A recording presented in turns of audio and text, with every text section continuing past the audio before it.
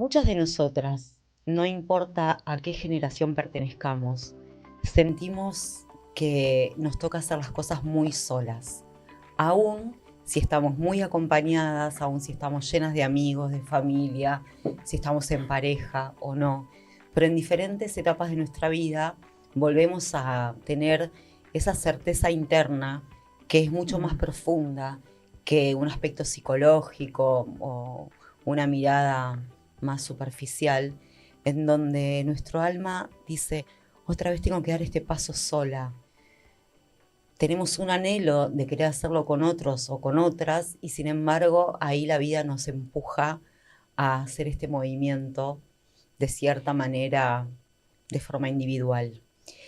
Y entiendo por todo lo que me cuenta Sara que esto tiene un montón de implicancias y de explicaciones, de contexto. Así que Sara, quisiera que por favor podamos juntas empezar a entender de qué se trata esta emoción de soledad o esta sensación, a pesar de que muchas veces estamos acompañadas.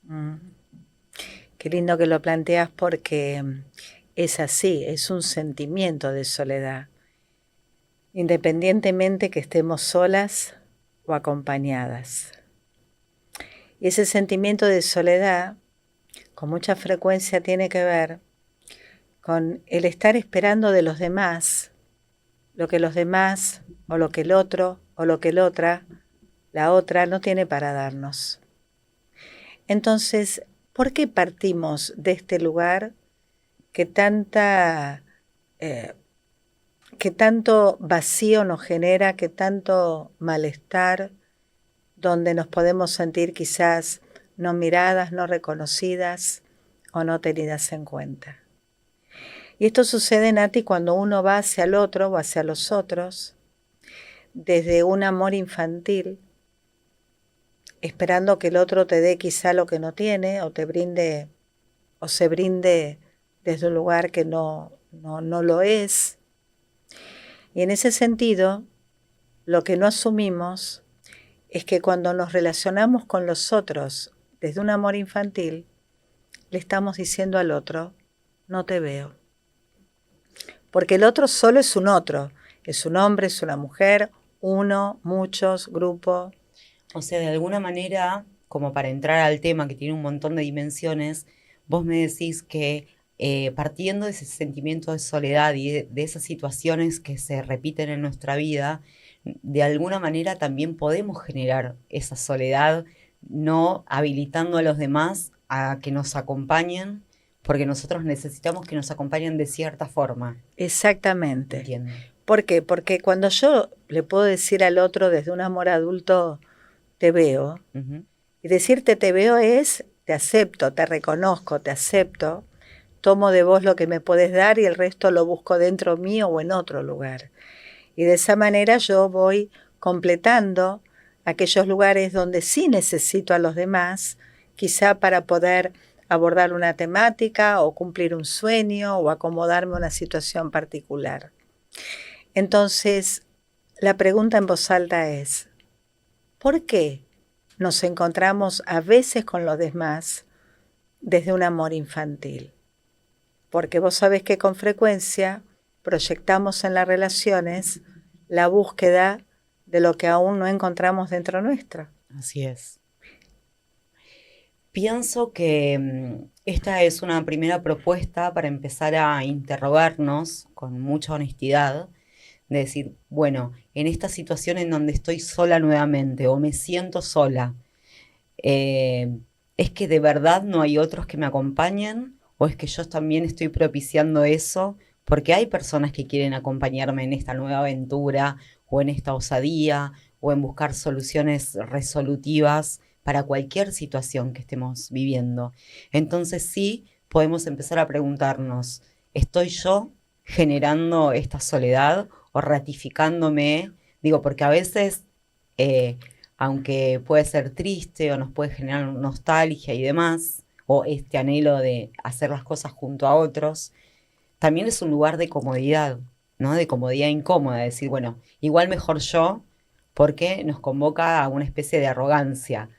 no de puedo sola, ¿no? Que es como la parte linda del tema, digamos, entender que uno sí puede, porque al final siempre podemos, pero ¿qué costo estamos pagando? Exacto.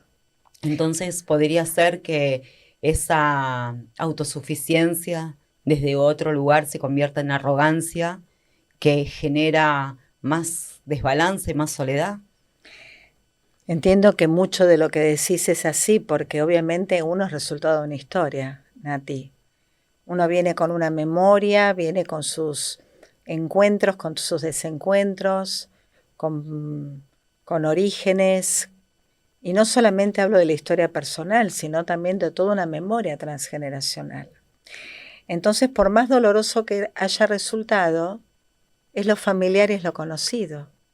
Entonces, si yo vengo de una historia familiar donde suponte me tuve que hacer cargo de, porque la vida no permitió que los grandes se hicieran cargo de mí, seguramente ahí voy a desarrollar el ser una gran servidora, pero cuando aparezca alguien disponible para mí, ahí va a tocar una fibra de mucho dolor, porque lo conocido y lo familiar es no encontrarte, es estar yo a tu servicio y no vos a mi servicio. Entonces, Claro, porque de alguna manera el lugar, perdón que te interrumpa, ¿no? Pero digo, de alguna manera estar al servicio es maravilloso y nos llena de vida, pero también es desde otras frecuencias como un lugar de poder, ¿no es cierto? exactamente, exactamente. Entonces, tal vez la propuesta ante esto que vos traes es que cada uno pueda mirar, podamos mirar, si ese lugar que no habilitamos, por lo cual no encontramos al otro o a la otra, tiene que ver con una elección o con un condicionamiento. Porque una cosa es estar solo o sola y otra cosa es sentirme sola o solo. Entonces yo puedo elegir estar sola para una determinada cuestión en un determinado tiempo de mi vida y es una elección adulta y consciente. No significa que no estén los otros ahí esperando a que yo abra la posibilidad a que se brinden. Pero otra cosa es sentirme solo. Y la historia de todos, la propia y la de los demás nos cuentan, que el sentirte solo no tiene que ver con la ausencia del otro. Tiene que ver con haber construido una coraza, una muralla que te sirvió como refugio, que te sirvió como mecanismo de defensa, en donde vos quizá desde muy pequeña empezaste a sobreadaptarte a costa de ponerte todo sola sobre tus hombros. Y nosotros ratificamos a lo largo de nuestra historia que sola podemos, pero a veces pagamos muy caro eso, ¿no es cierto? Como pagamos caro en un sentido de vitalidad, de exceso, de herida incluso, ¿no? Exacto, a veces el costo es la salud misma. Exacto. A veces el costo es la calidad de tarea, de trabajo que ofreces. A veces el costo es que por el nivel de intolerancia, por estar tan al límite, a la cual vos misma te llevás por insistir en quedarte en este refugio y en esta coraza, hace que nada de lo que el otro te brinde o cómo se brinde va a ser suficiente. Se me ocurren un montón de preguntas para profundizar, voy a tratar de llevarlas de forma ordenada. Una de ellas es algo que dialogábamos fuera de esta conversación, que es que cuando la persona que está acostumbrada a hacer todo y sentirse sola cambia de posición y se deja ayudar, muchas veces tiene asociado un patrón de culpa, ¿no? Como que si uno se dejara ayudar, queda más en deuda todavía. O debería devolver algo mayor, o el costo por dejarse ayudar. Esto, digo, parte de un sentir, ¿no? Que sea real. Entonces uno dice, como, vamos a hablar de los refranes populares, ¿no? Prefiero no deberle nada a nadie. Uh-huh. Entonces ahí hay un desorden cuando nosotros nos sorprendemos pronunciando esto, sintiéndonos así. Sí, absolutamente. Bueno, ahí el aporte sistémico es maravilloso, porque lo cierto es que siempre tiene que haber una compensación. Cuando yo por quedarme detrás de mi muralla no te hago lugar, Ujú. a vos te estoy empequeñeciendo, porque estoy, tal como dijiste, tomando un lugar de poder, de superioridad ante vos, y te estoy quitando la dignidad que vos tenés ante mí. Ahora, independientemente de esto, ¿por qué aparece la culpa? Porque si yo me dejo de alguna manera ayudar, asistir, y vengo de una memoria en donde por estar al servicio de mi madre, solamente un ejemplo, estoy habilitada a dar, pero no me entrené en pedir y en tomar, pedir y tomar, que es algo debería ser algo tan natural, me va a confrontar con un sentimiento de culpa por estar siendo desleal, dejando en ese instante, dejar de estar a su servicio para poder tomar mi lugar. Entonces es ahí cuando la vida nos exige ordenar en lo profundo. Por ejemplo, muchísimas personas venimos de un alma familiar o de clanes o de estructuras familiares, digamos, concretas, en donde el mandato de ser cuidador a costa de la propia vida, o yo le digo a veces mujeres que cuidan, que se descuidan a sí mismas, ¿no? Y voy a hablar de las mujeres para sintetizarlo porque es mucho más frecuente esto en las ramas femeninas. Entonces, tal vez si entonces ahora en mi generación me toca el rol de cuidadora, por más que tal vez uno lo haya hecho toda la vida, y yo necesito serle desleal a eso, me genera mucho ruido. Entonces es más fácil reproducir el mandato de cuidador a ciegas, ¿no es cierto? Exactamente, porque imagínate que si vos venís de una historia familiar donde las mujeres siempre cuidaron, para una, dejar de cuidar es resultado de un proceso muy profundo, porque ahí aparece, y retomo otros podcasts, Por favor. la mala conciencia, el sentirte desleal, el correr el riesgo a dejar de pertenecer, los órdenes de la ayuda, el no respeto por los órdenes de la ayuda, exactamente. Entonces, lo que aparenta ser una decisión de la vida cotidiana, en realidad contiene tantísimos factores que son necesarios revisar para que no solo le des al otro la posibilidad a que te ayude, sino que vos estés disponible a tomar la ayuda o el sostén, la asistencia que el otro te pueda dar, y no porque no te baje la luna, no tomar nada del otro. Y así justificar siempre el estoy sola. Entonces, vuelvo a lo que dijiste en un comienzo. Una cuestión es elegir estar sola desde un lugar adulto.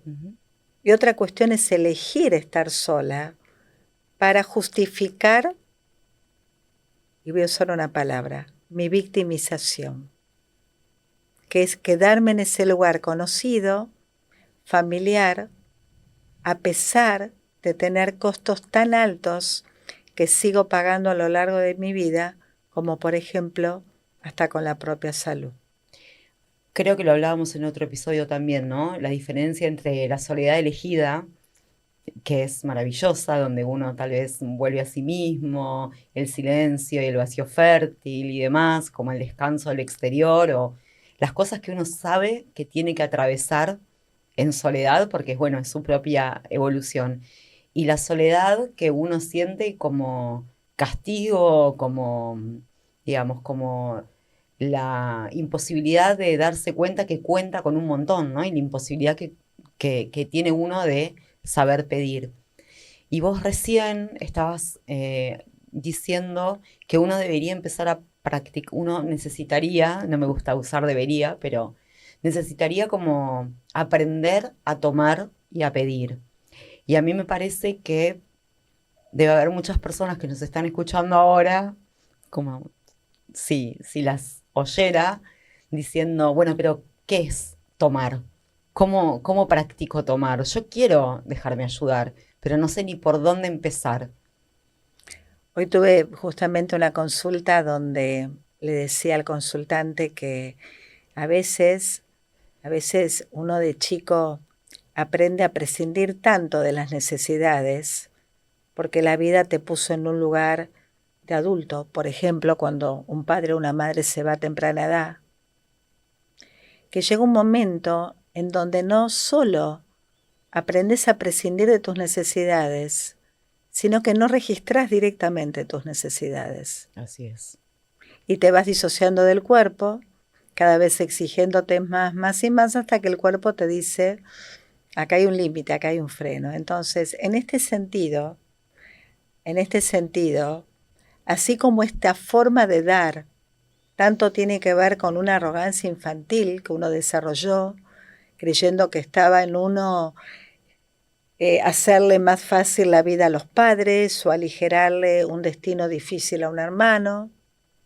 Muy por el contrario, el pedir y el tomar te confronta en principio con reconocer tus carencias, con reconocer tus límites. Y eso te exige humildad. Entonces, el punto de partida es reconocer las propias carencias y los propios límites. Porque si yo no reconozco mis faltas, poco voy a reconocer una necesidad, menos voy a pedirte lo que necesito y menos voy a tomar lo que quizá vos, a tu manera, aunque no sea 10, sea 7, 6, yo esté dispuesta a tomarlo y a decirte gracias. Y eso nos exige ser humildes. Y la humildad, ¿cómo la podemos figurar? Simple, inclinando la cabeza.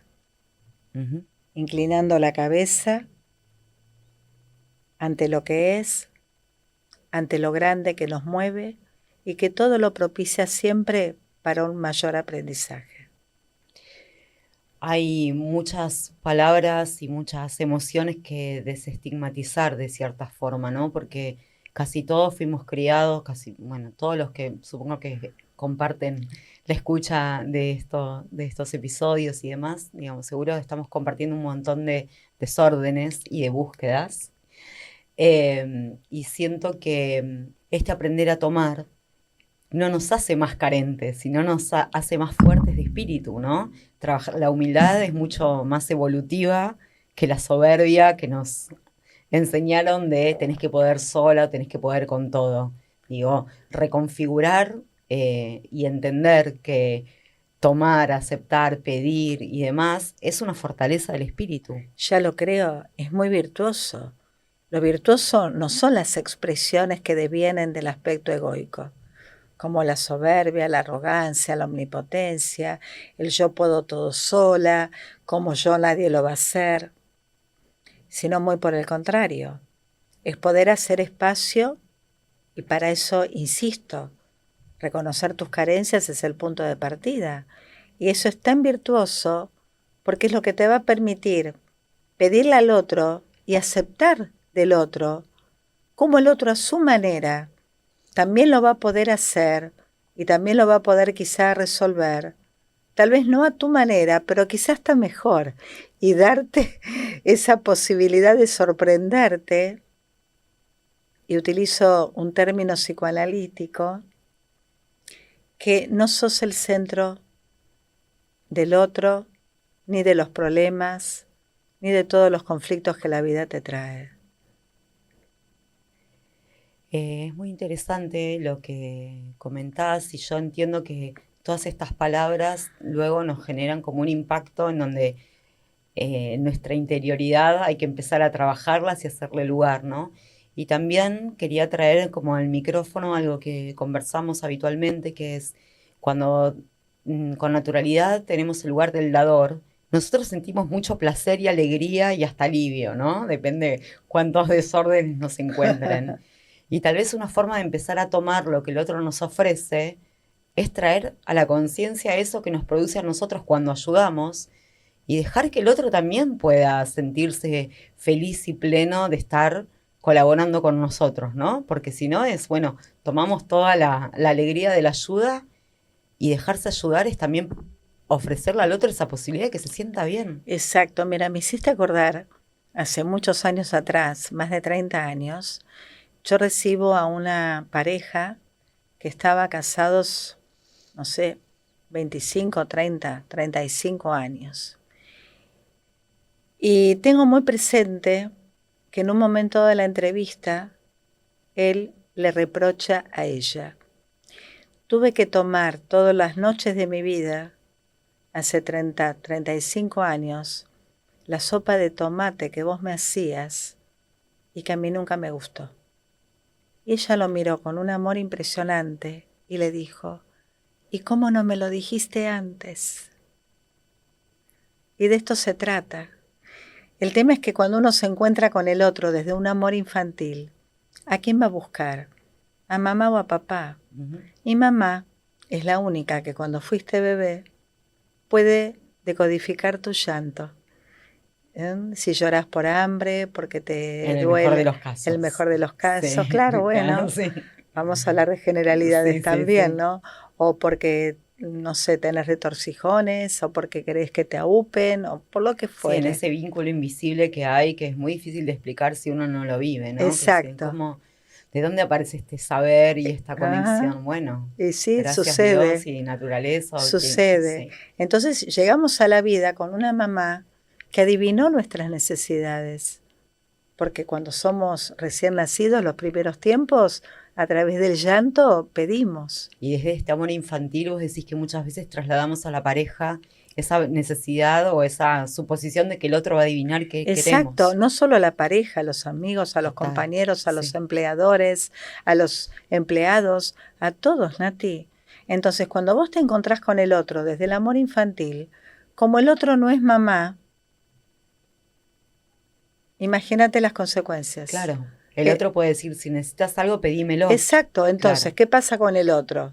Y lo llevamos ahora a la práctica, lo que venimos conversando. sí, El otro no se siente visto, no se siente reconocido, por ende se siente excluido por tu mirada, claro. empequeñecido por tu mirada, y vos desde ese lugar te vas, entre comillas, tranquila con tu inconsciente diciendo: bueno, viste, ¿para qué voy a pedir si al final no voy a encontrar a Claro, nadie? esta narrativa por lo menos la conozco y aunque esté toda desorganizada y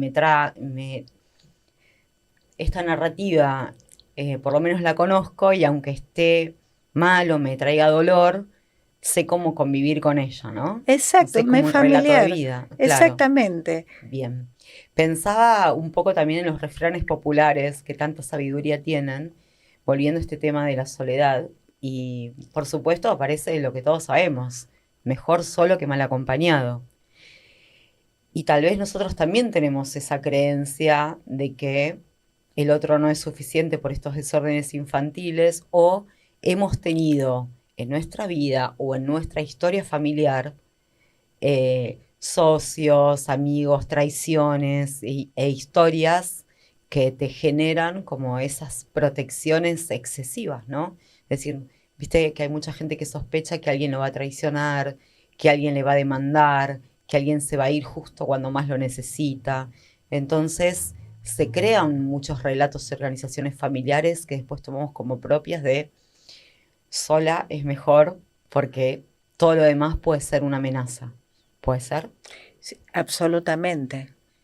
Entonces, de esa manera, forzamos al universo, para usar una metáfora, Sí.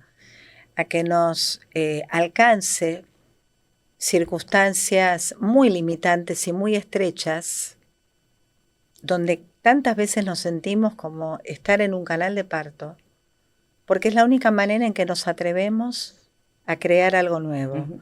a poder, a poder permitirnos ser desleales, a renunciar a la ilusión de que podemos salvar a alguien, a animarnos a decir: esto es demasiado para mí, y ahí inclinar la cabeza y ahí pedir, porque uno nace a la vida llorando. Uh-huh. ¿Por qué lloramos? Porque es la forma que tenemos de pedir. Ya en una vida adulta, la forma que tenemos de pedir es la expresión oral, por ejemplo. Antes de terminar este episodio, que entiendo vamos a tener que profundizar en cada una de tus palabras, que son muy emocionantes y creo que están generando proceso en mí y sin duda en quien está escuchando. Así que también todas las personas están invitadas a hacer preguntas, a proponer sus contenidos de ampliación, digo, porque estamos en una construcción colectiva, ¿no? Así que sería bueno que se compartan experiencias y todas estas frases que, bueno, uno trata de encarnar, pero habrá un montón de otras historias compartidas. Pensaba de qué manera, a partir de estos reconocimientos que podemos ir haciendo a medida que vos describís estas situaciones, nosotros podemos empezar a trabajar en nuestra vida cotidiana, esta práctica de pedir, esta práctica de tomar, tal vez con alguna frase que trabajemos desde lo profundo, porque entiendo que muchos de nosotros estamos tan acostumbrados a ocupar otros roles que a veces alguien te dice, estoy para lo que necesites. Y uno de este lado lo siente hasta con cierta violencia, tipo, no sé ni qué necesito, Exacto. porque no sé pedir, porque ya uno disoció de esa necesidad. Entonces también empezar a poder hacerse esa pregunta de, ¿qué necesito? ¿Qué necesito de los otros? ¿En dónde están esos puntos, no? Entonces me gustaría eh, poder preguntarte de qué forma empezar a dar pequeños pasos a este cambio de posición. Me quedo con esta palabra, pequeños pasos. A ver, ¿qué me pasa si, por ejemplo, hoy a la tarde estoy en mi casa con otros y tengo ganas de tomar un café? Y en el momento en que me paro para poder hacérmelo, ¿qué pasa si me dispongo a retenerme y digo, ¿podés hacerme un cafecito? ¿Qué pasa si me retengo y me quedo sentada en la silla? ¿Qué pasa cuando veo que vos lo estás haciendo para mí?